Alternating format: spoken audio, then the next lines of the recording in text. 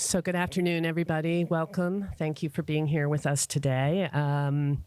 This conversation today could not be more important, and the stakes could not be higher. We sit here today wondering, will the United States Supreme Court vote to allow domestic violence offenders and other persons who have been served protective orders to own or possess a firearm in spite of the history of violent behavior? The safety of our city, our state, our country, certainly the safety of Safe Horizons clients, survivors of domestic violence and other forms of violence, rides on how the 9 members of the court decide to rule. Common sense would tell us that they will vote to keep firearms out of the hands of those who have broken the law. But history, including especially recent history, tells us that nothing is certain. Now, Safe Horizon is the nation's largest victim service organization. We know all too well how domestic violence and gun violence are so closely intertwined. As the court prepares to hear the case known as U.S. v. Rahimi next month, and as we sit here in Domestic Violence Awareness Month, we wanted to bring together some key stakeholders, some of those who work the hardest and do the most in New York City to ensure that survivors of domestic violence have access to safety and support. Because we know that you understand just how important this case and this moment is to New Yorkers. So our panel today includes Manhattan District Attorney Alvin Bragg, who has made fighting both domestic violence and gun violence a top priority since he took office in January of 2022. Thank you, DA Bragg, for your steadfast commitment to these and other important areas. And we're also joined by our longtime friend and colleague, Cecile Noel, Commissioner of the Mayor's Office to End Domestic and Gender-Based Violence. Thank you, Commissioner, for all the many ways you and your team help survivors find paths to safety. We're also joined by my very wonderful colleague, Maureen Curtis, a veteran Safe Horizon staffer who is currently the Vice President of Criminal Justice Programs and oversees our Crime Victim Assistance Program, where we place advocates in every police precinct throughout the city. Thank you, Maureen. And finally, and in many ways most importantly, we are pleased to be joined by Natasha Carolina, a survivor of both domestic violence and gun violence, who is here today and willing to share her firsthand account of the intersection of these two forms of violence. So I feel very honored to be moderating this panel and grateful to all of you for making this a priority when there is so much else going on in the world. And so now I'd like to invite Commissioner Noel and then DA Bragg to share your opening thoughts. Thank you, Liz. Good afternoon to everyone here.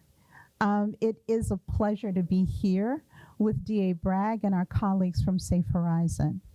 We are so pleased to be hosting all of you in the Manhattan Family Justice Center during Domestic Violence Awareness Month for this really important conversation. Special thanks to the ENDGBV team and the FJC team that worked on this event. And special thanks to you, Natasha, for sharing your story with us.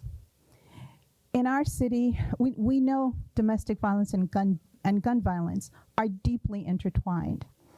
In our city, the same communities disproportionately burdened by daily gun violence are also disproportionately burdened by domestic violence. In our country, most mass shootings are perpetrated by men who have a history of domestic violence. And in our communities, the trauma associated with both domestic violence and gun violence can be long-lasting and far-reaching. To prevent and reduce both domestic violence and gun violence, we must tackle these issues simultaneously. Our system of laws is a critical tool to address the intersection of gun violence and domestic violence and protect survivors and their families. That's why we're paying close attention to the outcome of the Rahimi case. What's at stake in the Rahimi case is the removal of firearms from individuals who are subject to a domestic violence order of protection. We know that when a survivor leaves the person causing them harm, the risk escalates exponentially. We know that when a survivor files a document in court describing the harm that the partner caused them and requesting protection, the risk escalates again. We also know that even with an order of protection, many survivors and their children will continue to be in proximity of the person causing them harm for custody exchanges and hearings. Knowing all of this, it's critical that our courts have the power to remove guns from individuals subject to domestic violence orders of protection. Without this power, survivors, their children, and our communities will be less safe. I look forward to the discussion today and continuing to work with all of you to support survivors who stand at the intersection of domestic violence and gun violence. Thank you. Thank you, Commissioner. I want to note even the folder is purple. It is really an honor to be with the Commissioner. We were together earlier this month for Domestic Violence Awareness Month, so great to be together again, a true partner in all that we're doing here. And to be here with Safe Horizon, thank you so much to Liz and Maureen for all that you do to keep our city safe. And to Natisha, we thank you for sharing your story. I joke about the purple folder, but there really is not a more sober topic.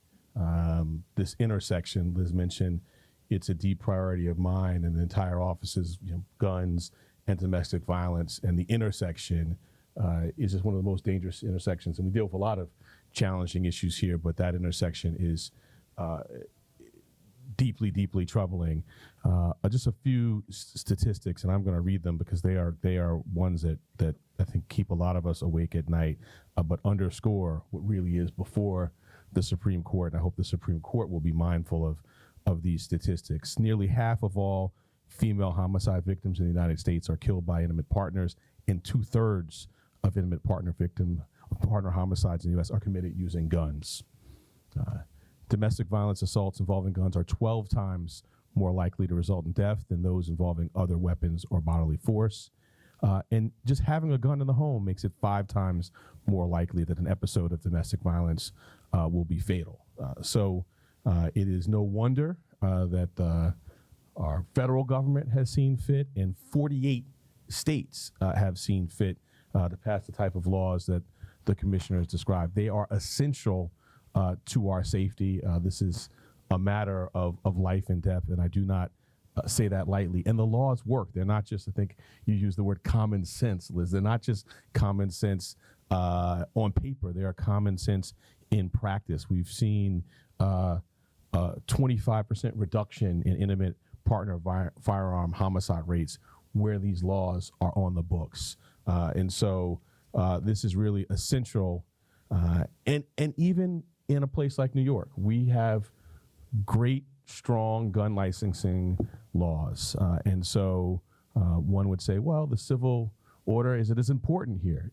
And the unmitigated answer is a resounding yes, that they go really hand in hand. As we sit in the Family Justice Center, this is the intersection of sort of our criminal work and our civil work, and them going hand in hand. And so even here where we are able to use criminal process, where in other jurisdictions they may not, given more lax criminal gun possession laws, it is still really, really so important for so many reasons. We know, one, the civil process can move more quickly. We know that the civil process can put in place an order, which then allows us to bring a contempt proceeding, which the proof may be more streamlined and may be easier on survivors to go forward. So even in this jurisdiction where I think we are fortunate enough to have strong gun laws, this is an issue of paramount importance. And then when you talk about the recent history of the Supreme Court, we think of Bruen. I talk about New York sitting here today. The specter of Bruen looms large. Our legislature stepped up and passed the statute, which hopefully will blunt a lot of the impacts of Bruen. But when I talk about the kind of state we are now, under Bruen, we may be a very different state in 15 years. And so this issue before the Supreme Court is of pressing importance to New York and to our safety. And so I hope the Supreme Court is listening. Thank you so much, Commissioner Noel, DA Bragg. I've been in this field, I was just checking my math, literally 40 years. And we have fought hard for all of those years to make advances that help to protect survivors of domestic violence and that address the different ways that danger can play out, the different ways that harm can be done. And I think that the rules that allow us to remove somebody's guns are one of the most important accomplishments of the last 40 years. And it is alarming to imagine that we would literally see the clock turned back by decades at this point. And so as I was thinking about that, I was thinking about the reality that all of the progress that we have made in addressing domestic violence as a society has happened because of the courageous voices of survivors of domestic violence who have come forward, who have spoken out, sometimes under the worst possible circumstances, to let us know what they needed from those of us who are policymakers and leaders of organizations. And so I wanted to frame up Natisha's comments in that context of how vital it is for us to ground everything we do in the voices of survivors. Good afternoon, everyone. My name is Natisha. So this is my first time publicly speaking about this. I really haven't spoken to much of my friends and my family, so bear with me.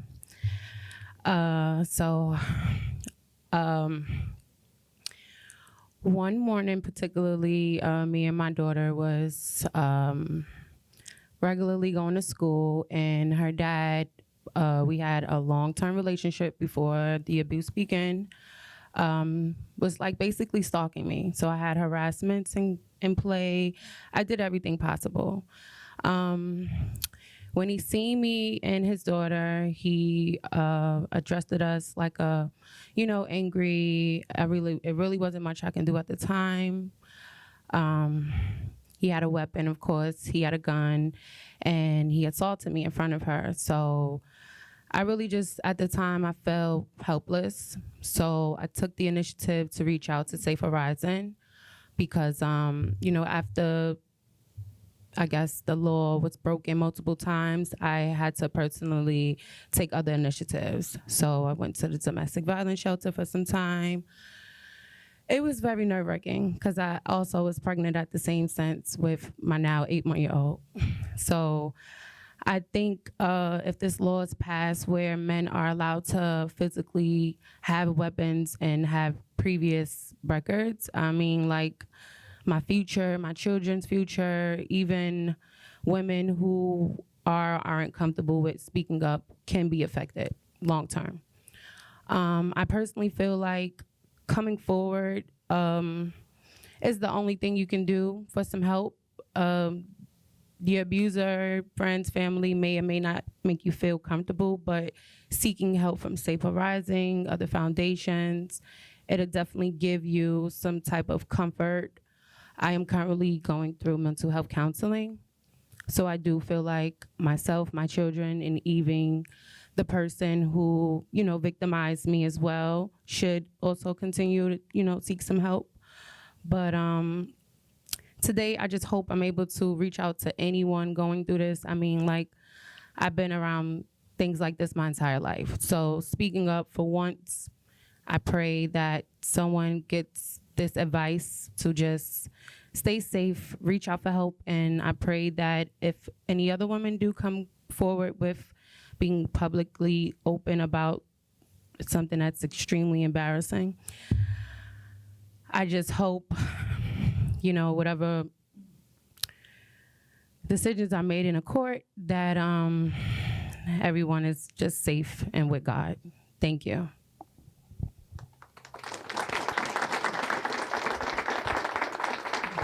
Thank you so much, Natisha. And, as I was listening to you, I was thinking about stories I've heard from so many survivors in my history in this work. And I think that, obviously the most important thing here is to save lives, to prevent injuries, to keep guns out of the hands of abusers. But I don't want us to lose sight of just how traumatizing it is to have to be threatened with a gun, to know that there's a gun present during an assault. And so I appreciate you bringing that into the space.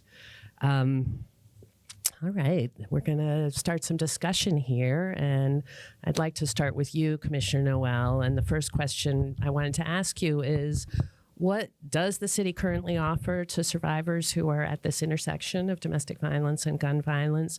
And what do you think the city will need if the court actually does reverse the current state of our law? First, I'd just like to say, Natisha, thank you.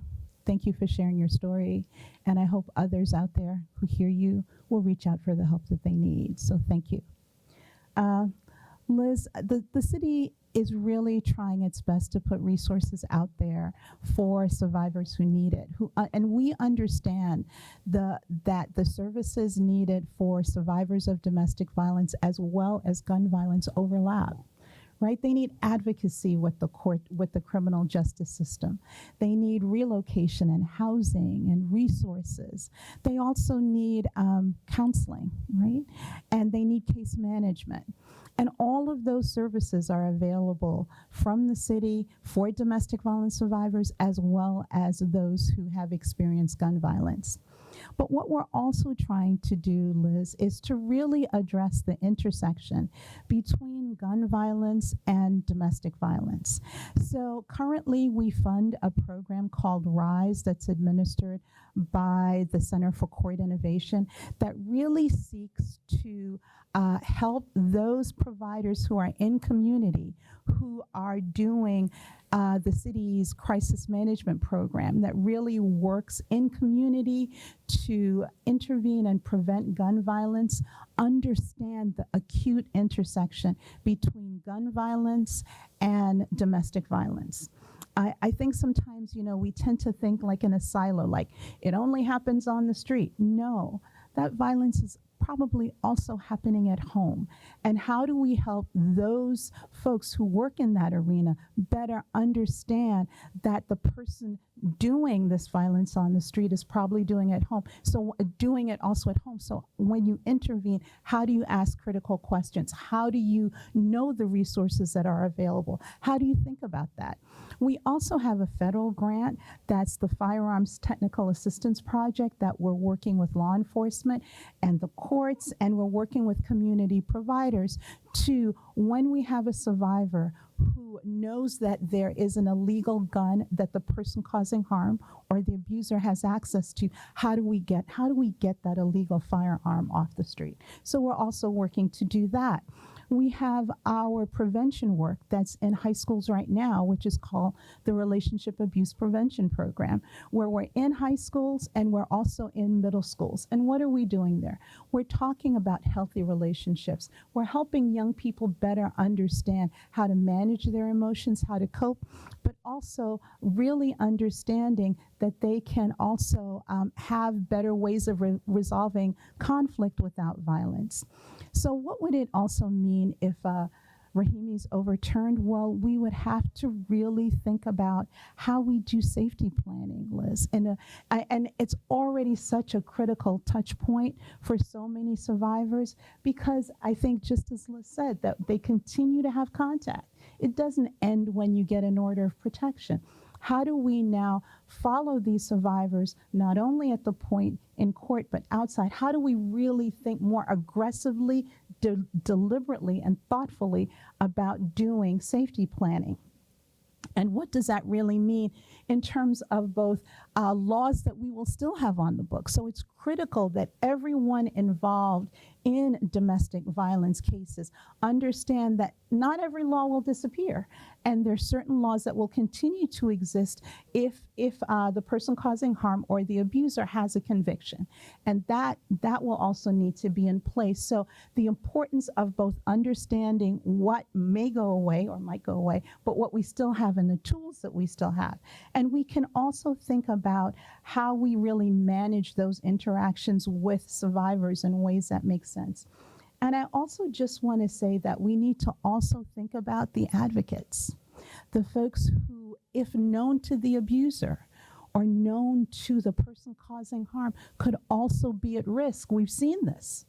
We've seen this recently, and that person could also be at risk. So how is our safety planning not only critical for the survivor, but we should also be thinking about all of those folks that intersect with that survivor and thinking about their safety planning as well. Thank you so much, Commissioner. I'll go to you next, DA Bragg. Your office, of course, prosecutes these cases. What do you find that survivors ask for in cases involving domestic violence and guns? And what would it look like if the police department was not permitted to remove firearms from people who were the subject of a protective order? So maybe I'll take the second half of, first, and I touched upon some of this in my opening remarks. It truly is life and death, and we've heard the commissioner, talk about it. The stakes are life and death, and I would say really for everyone involved. I didn't mention it. It's mentioned in our amicus that we submitted to the Supreme Court, also for our law enforcement officers. These are very fraught situations. So it's life and death all around. And so here, we are using criminal process, and we will continue to do that, whatever the ruling is. But as I mentioned, with sort of the specter of Bruin looming, and also just the interplay between civil and criminal, and the ability to move fast, it is really something that would be a significant setback. And so we'll hopefully they'll read the amicus brief and take all of these things into consideration. In terms of survivors, it's much like the commissioner said, for us as well. And it's a range, and we all know every survivor's journey is different. We have our leadership of our Intimate Partner and Sexual Violence Bureau. We have our leadership of our Special Victims Division here, and they are meeting survivors where they are, whether it's a survivor who knows from the beginning she wants to go forward in the traditional way and seek accountability in court, or whether it's someone who may be reluctant to do that, whatever the reason may be. It's meeting the survivors where they are. And so we've got our career lawyers, we have our witness aid services unit, our counselors, our advocates, our social workers who are helping with safety plans, who are helping to arrange for counseling, to meet survivors where they are. We've tried to enhance our training to bring in best practices training on survivor-centered approaches, and we'll continue to do that in partnership with so many of the folks in the room. And so I think the biggest thing for us is to realize that it looks different for everyone, and we have to be equipped and nimble, and that's our job to do that. Thank you so much. Commissioner Noel, I'm wondering if there's any data. Does the city track the number of domestic violence incidents that involve firearms? And do we know, are they increasing? Are they decreasing? What do we see? Well, Liz, yes, the city does track a lot of this. A lot of this comes to us through law enforcement. And we also know not everyone reaches out, right, to get help that way. Like, you might be a victim, but you may not want to call the police, and there are many, many reasons why. And we understand that. So we need to understand that whatever data we have is underreported in so many ways. But what we do know, if we just take Manhattan, for example, we know that we have 6 DV shootings to date, and 1 was fatal, right? And if we look at 2023 compared to 2022, just for Manhattan, DV shootings are up 50%. That's what we know. And if we take a look at 2021, we had 19 domestic violence homicides involving a gun, and 10 of them were intimate partner domestic violence homicide. This is an issue. This is a real issue. And New York City has strong gun laws. So when we take a look nationally, we know that every month in the United States, we've got at least 70 women who are shot and killed by an abusive partner or someone causing them harm using a firearm. So this is a really important issue, and it's been escalating across the country. But what we also know here is that even the presence of a firearm in the home, even if the abusive partner never threatens is used for fear and coercion. We know that that's a part of the abuse. And so the fact that you've never taken it out and said, I'm going to hurt you with this, doesn't mean that the knowledge of that doesn't affect the survivor who's there, the person who's being victimized in this way, and doesn't also control what happens or what this person does or doesn't do. And so we really need to recognize that. We need to recognize, one, that so much of this is underreported in very many ways, just in general, in terms of thinking about both domestic violence. But we also need to understand that the laws that we have are important. They're important for families. They save lives. They save the lives of survivors and their children and their extended families, which are often threatened as well. And so if we really want to keep families safe and survivors safe, we really need these laws. Thank you. DA Bragg, are there steps that prosecutors are taking either here in New York or around the country to prepare for the possibility of a ruling that really undermines our tools? Definitely. What's the expression? Hope for the best, but prepare for the worst. And sadly, we've got practice with this, right? Last year, when we saw the Bruin decision coming, we convened. We've got the head of our appeals division here in the leadership with our governor and in the legislature, and started thinking about legislation. So just to be at the ready, wasn't sure how the decision would be drafted. And so I think we have to take that same approach, thinking about legislative solutions. We know that the red flag law was enhanced here last year. So it's hard to do in the abstract, but we have some practice doing that, so they're getting ready for what might come.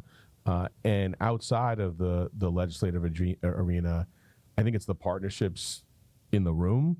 Whatever it looks like going forward, I think we know we will need the safety planning. We know we will need to be working together. And actually, earlier today in this very room, we had our first advisory council for our special victims division. Safe Horizon is represented. And I think it's having all of those voices advising us and us working together to think about whatever new realities are. And I would also say on Friday, a number of us were at New Yorkers Against Gun Violence.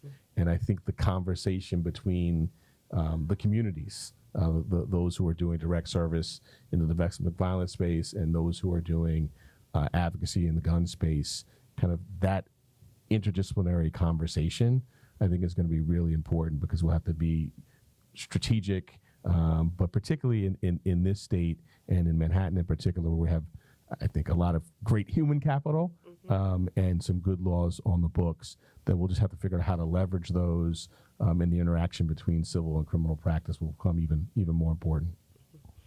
Thank you very much. I'm going to go to Maureen Curtis now.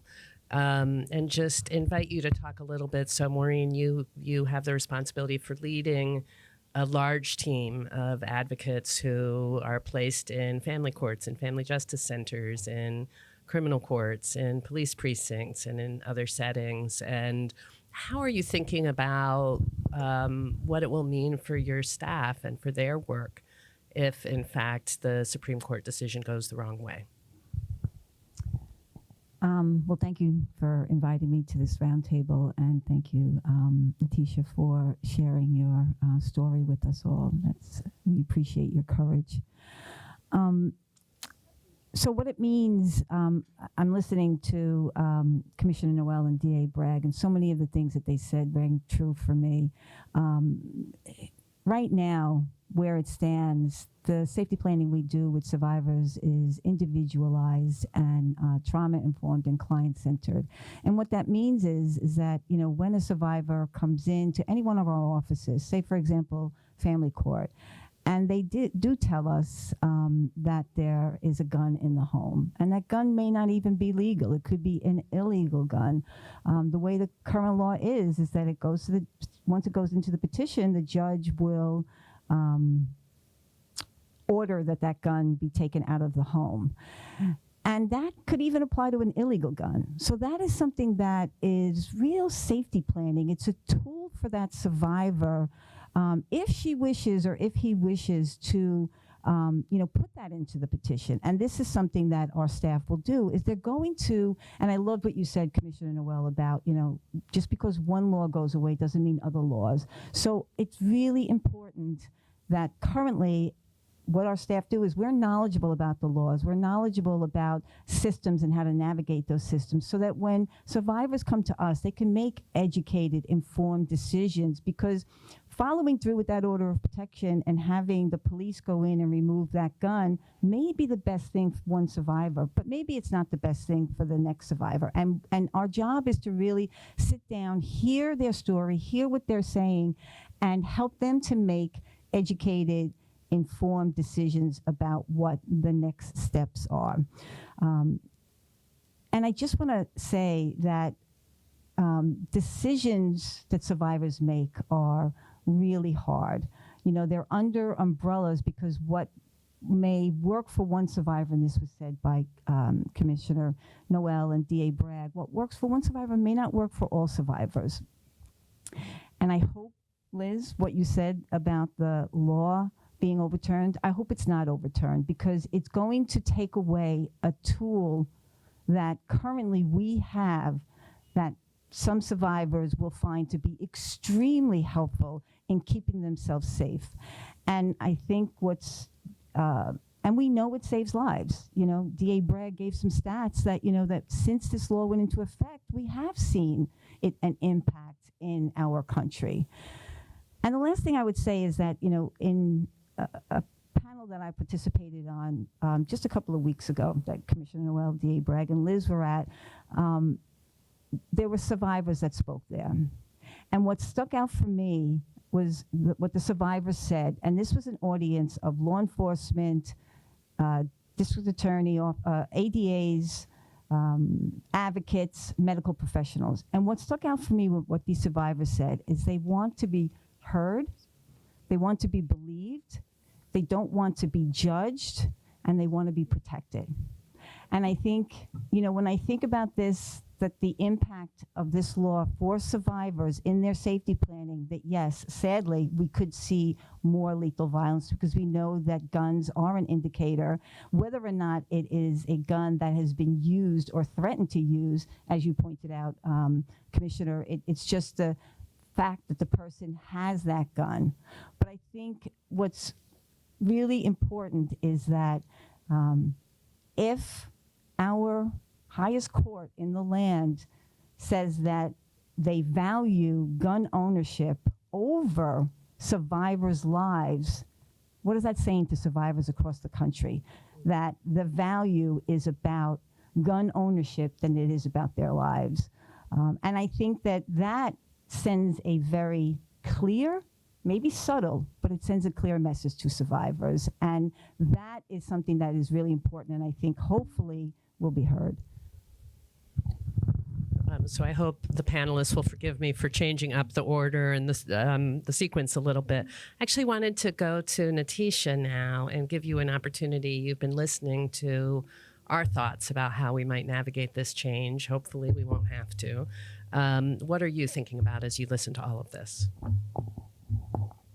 I honestly feel like a lot of the ideas will be beneficial for a lot of victims who do come forward and their families as well. I'm terrible with names, so I'm sorry. But the woman at the end, yes, I do feel like reaching out with children at schools and, women who are comfortable with coming forward would definitely give us an opportunity to feel like we're safe, as well as what you were mentioning, that, just the support in a sense where, just coming forward, the true result would be both the victim and the individual as some sort of safety, and change some routines that have been going on in the city for some years now. So I do feel like, if everything goes to its best, with everyone being as committed as, you guys are, some safety rules will definitely play up. Thank you, Natisha. So I think we want to pause here and see if there are questions from the press who are here or from anybody in the audience. Any questions? Great. Can you kind of stand up and project your voice so we can all hear you? Hi, my name is Claire Barker. I work with emergency vouchers, and I'm wondering if anyone's trying to work harder with having agencies communicate and collaborate more. Because I'll give you an example of something called dual subsidies. And that means you're living in maybe a NYCHA building, and now you're moving to another building with your voucher, and NYCHA says, even though you're a domestic violence survivor, we're not going to move you into this building or pay the rent until you give us the keys to this apartment, which comes across as apartments. And I deal with this a lot. So I'm wondering if we could work more with the agencies to really collaborate and communicate with each other. Thank you. That's a great question. Thank you. And of course, being able to move to a different location is often a key part of a survivor safety plan. So I appreciate you bringing that in. It looks like the commissioner's ready to respond. Thank you.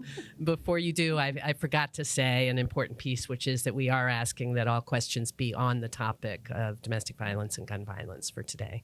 Commissioner?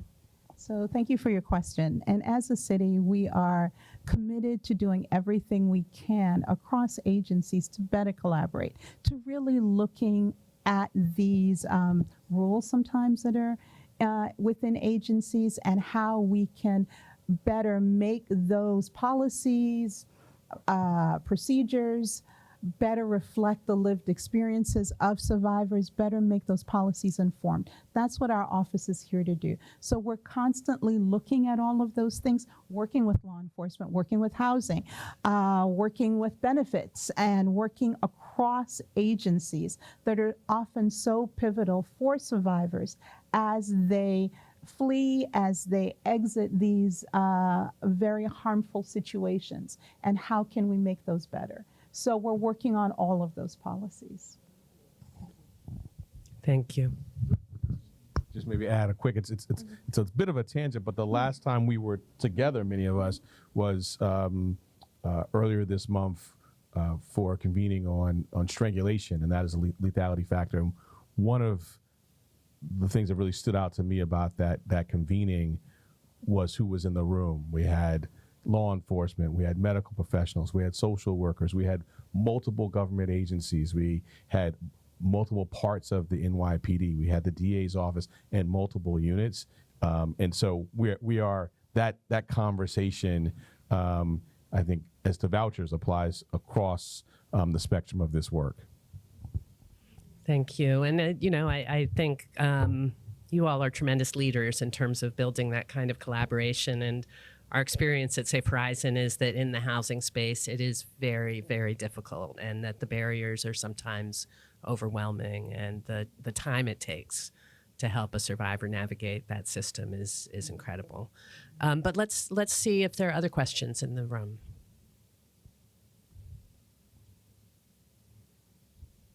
If y'all don't have questions, I do, but yes, go ahead. Could you stand up and really project your voice? Felony assault and domestic violence. The felony assaults continue to be consistently high. It's a crime that continues to remain high while other crimes have fallen. And I'm sure in the police oversight, domestic violence assaults were part of that. I'm wondering why you think this number remains so high, or won't drop the way that other crime numbers seem to go down.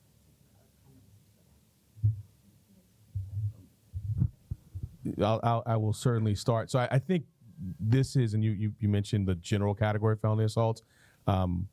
So it's broader. I think a particular issue, so I'll start broad and then could narrow in. A particular issue for us that has been challenging, unlike when we talk about our gun interdiction work. We've have wiretap investigations addressing guns flowing into the city and state. When we are talking about the drivers of gun violence, we're meeting literally around a table every day with our state and federal counterparts, and we know who is driving the violence, particularly with the felony assaults. And I think a big piece of that data are the sort of stranger felony assaults on the street. We have been talking to the NYPD, and coming up, we're really trying to focus on what is driving that. But it is a bit more episodic, and the sort of pinpointing the drivers is more challenging in part because of the episodic and somewhat random nature of the stranger street assaults. I think is driving a lot of that. In terms of the domestic violence assaults, I mean, some of the strategies that we've been talking about here today have been a real focus there, and I think that's something we can sort of zero in on and have through strategic partnerships that are in the room. When we were together for the convening on strangulation, really being able to look at things, like DIRs, put in yellow flags and tracking, support survivors, and so we are in some ways are more advanced on that in terms of strategies and have things in place that we're working on. Whereas for the sidewalk stranger felony assault, and I think it's not the focus for the day, so I don't want to get too far off track, but I think some of the things that we've announced in the sort of mental health supports and street interventions are going to help with that. But it certainly is a persistent, troubling issue. No, I think it's such an important question. And I'm just wondering if we could talk a little bit about prevention strategies, because I think part of the challenge with domestic violence, it's not as episodic as you said. It's often once violence begins in a relationship, it becomes chronic and recurrent and escalates over time. What do you think we should be doing that is truly preventing violence? I'm wondering, Commissioner or Maureen, can you speak to that?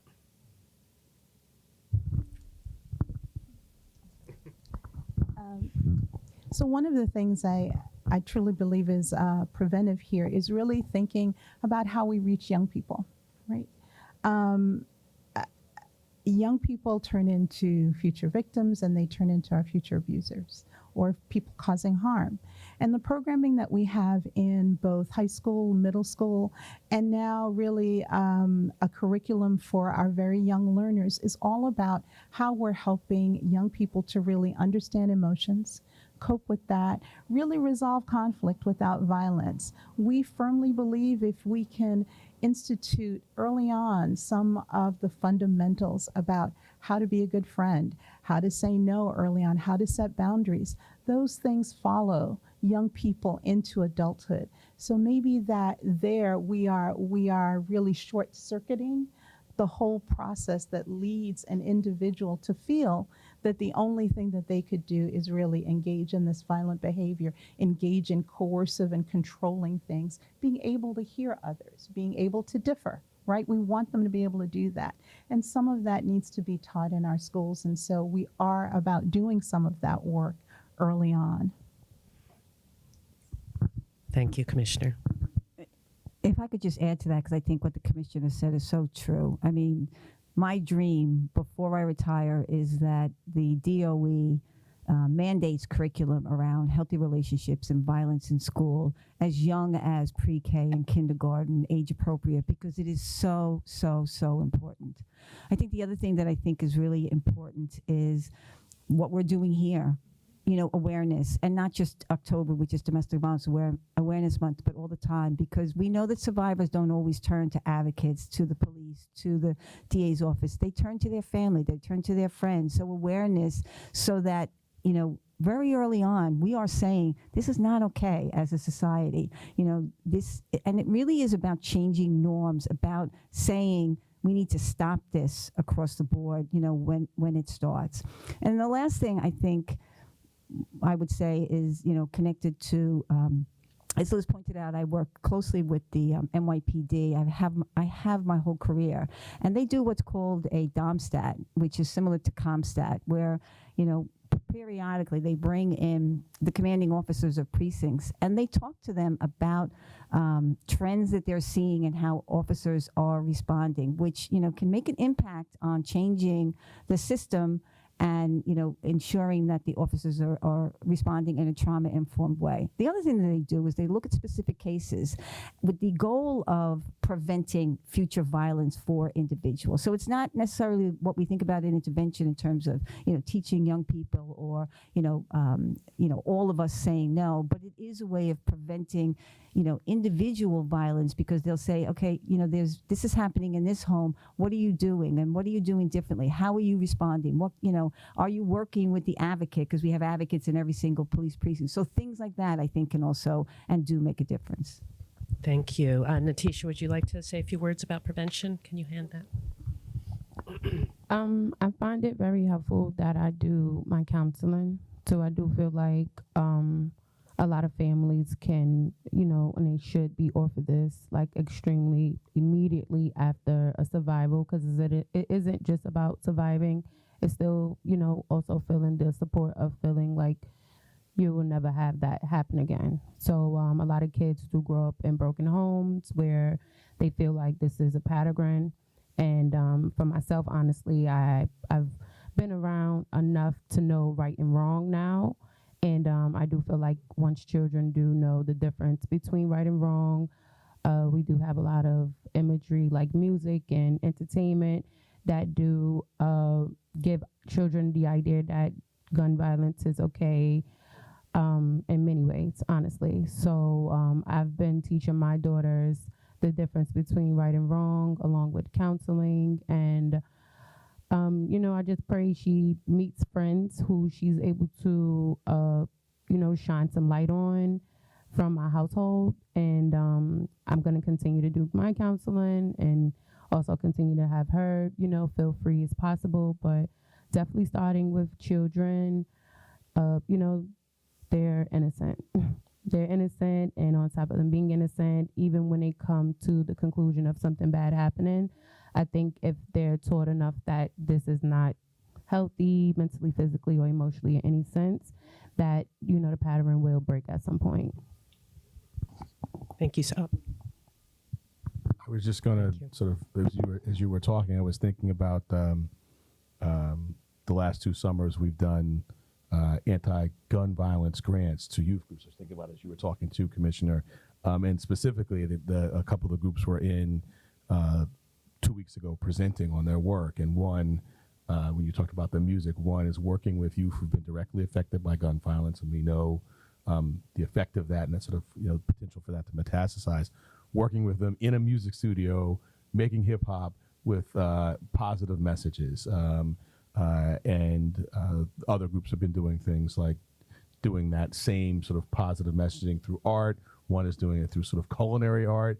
And it was very sort of affirming to see. I mean, these are high school age students channeling, trauma into really positive pursuits. thank you so much. As I was listening to all of you, I was thinking about, the reality. I think 40 years ago when I got into this work, I thought we were going to end domestic violence in a couple of decades. I really did think that. And that isn't the way it's going. It turns out it's a really stubborn problem, and it's deeply embedded in our society. There are cultural norms that uphold it. There are, economic forces that uphold it. There's so many different factors, and it is hard to persuade government to invest deeply in primary prevention. We tend to focus on addressing the issues after they happen. But one thing I did want to add to what all of you said is just the reality that hurt people, and that, when children witness domestic violence, when they are the victims of physical abuse or other forms of abuse, that we have an opportunity immediately after those events to offer healing and to support both the child and their caregiver, to address the trauma so that it doesn't fester, so that they don't turn to less healthy coping mechanisms. And we didn't know how to do that 40 years ago, but we actually know how to do that. We have proven practices that work, and I see tremendous hope in that.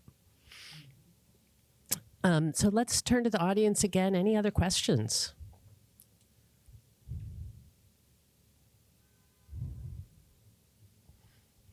Oh, sorry. There's a hand over there. I don't see it. Great. Would you stand up and project your voice? Thank you. I'm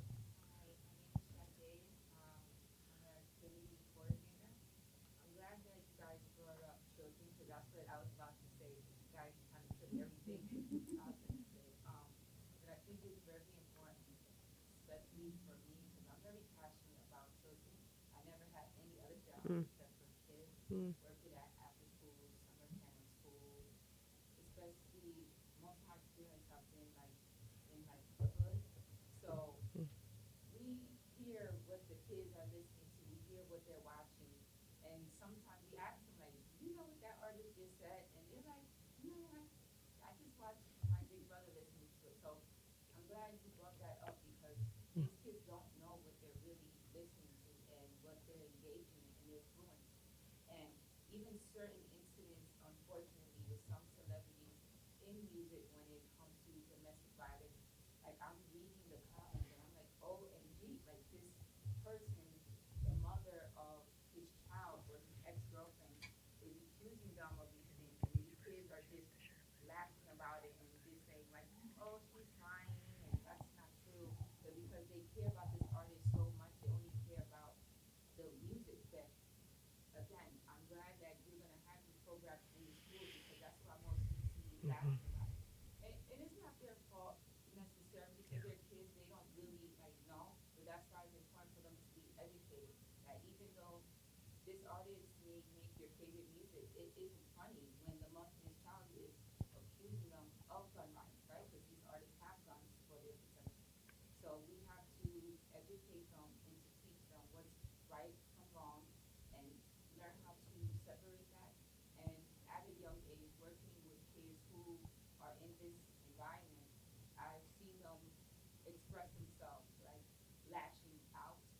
And I like to work with them differently versus what the school says. Because I hear kids say, oh, they were as bad kids, but it's not that they're bad. They don't know how to express themselves. So I try to listen to what they're saying, allow them to be heard. Sometimes I don't even speak. I allow them to show me in a drawing. And then some of these drawings definitely are questionable. So I'm glad that you guys are bringing up children because they're very important, not just high school, middle school. I mean, even elementary school level, like the things they have shared with me at least. So we have to start them young, even as simple as you're telling the girls like, oh, he likes you because he keeps hitting you. So we, like you said, we have to let them know whether he likes you or not. He should not be putting his hands on you, you know. And same for the girls too. You can't get away with it just because you are a girl.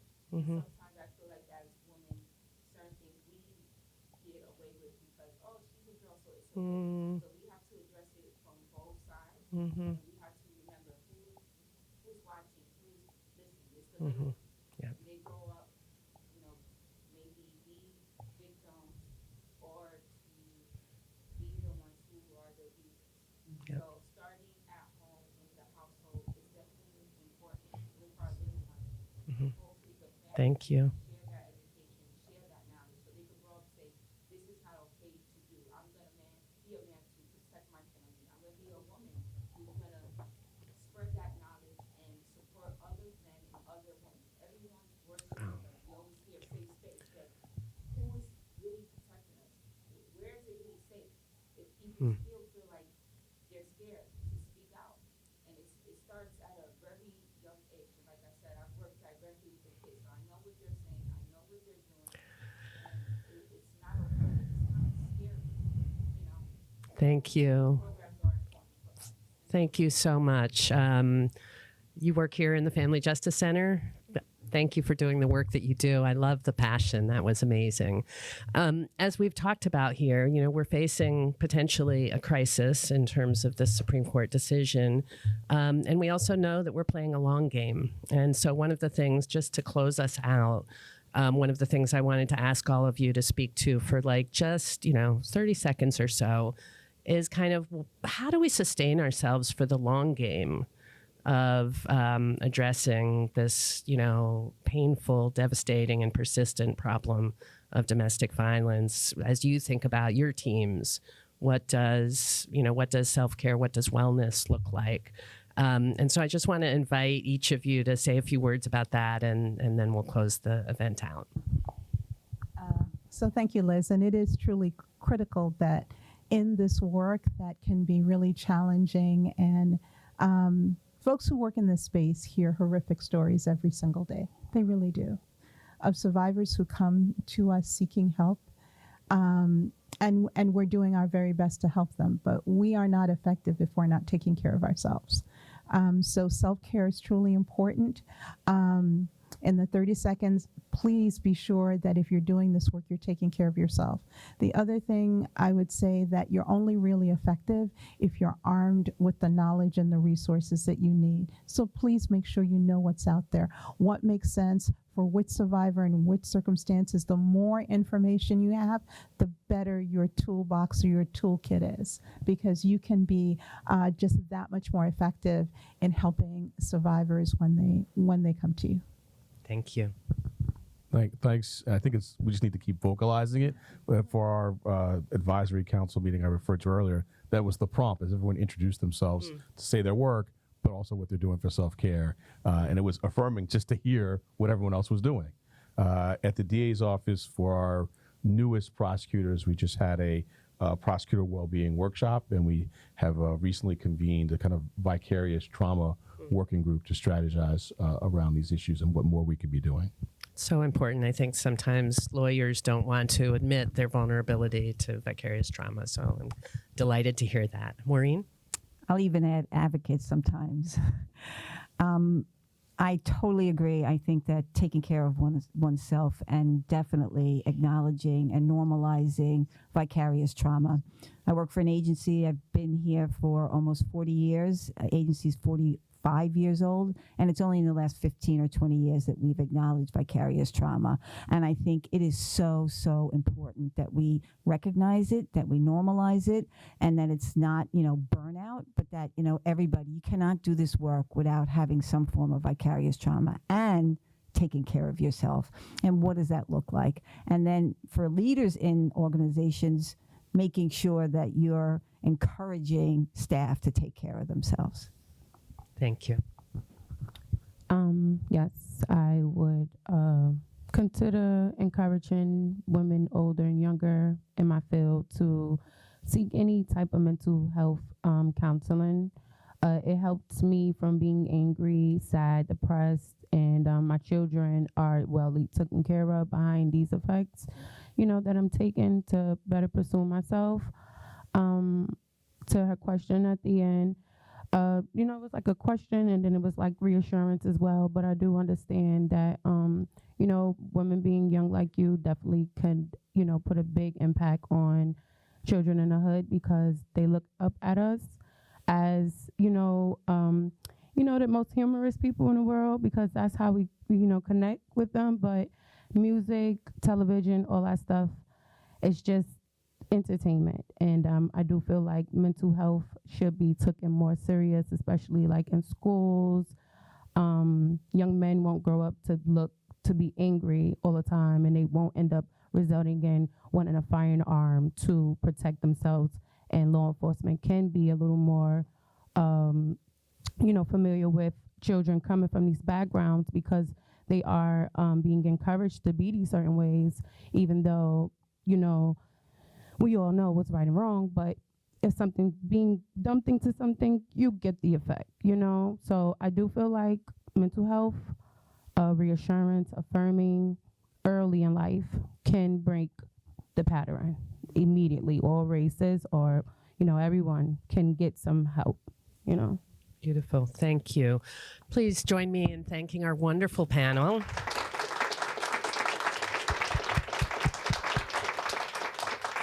And thank you all for the work that you do and for taking the time to be here for this conversation.